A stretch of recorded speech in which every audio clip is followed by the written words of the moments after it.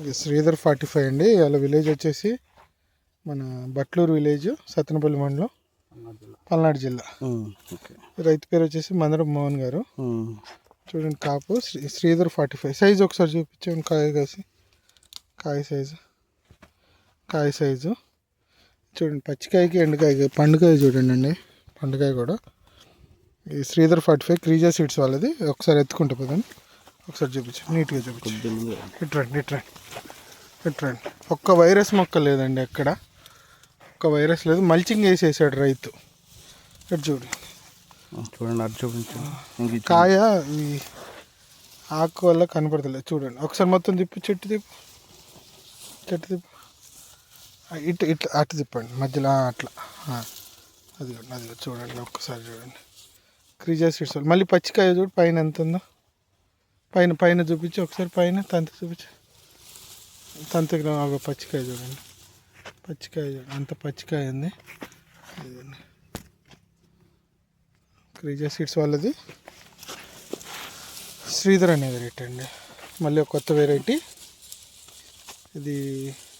కొంచెం బంగారం మీద సైజ్ అండి. కొంచెం ఇక ఇది పండుకాయకి బ్రహ్మాండంగా ఉంటుందండి. పండుకాయకి 0% వైరస్ చాలా లేదు అసలు. వైరస్ ఎక్కడన్నా ఎదుగుదామన్నా 1-6 మొక్కే ఉంది.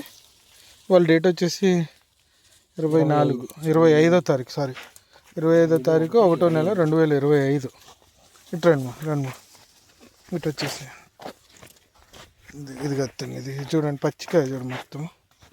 చిన్నగా ఇటు నుంచి నాకు కెమెరా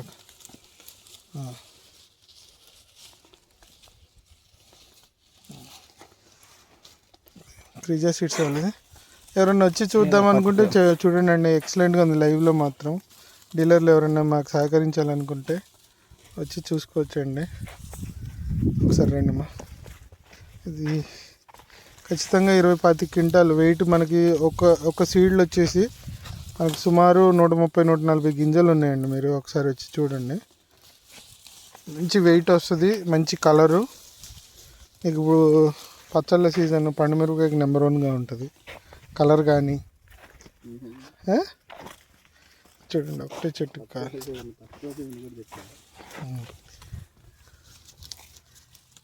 మందులు తక్కువగానే పెట్టినట్టుంది.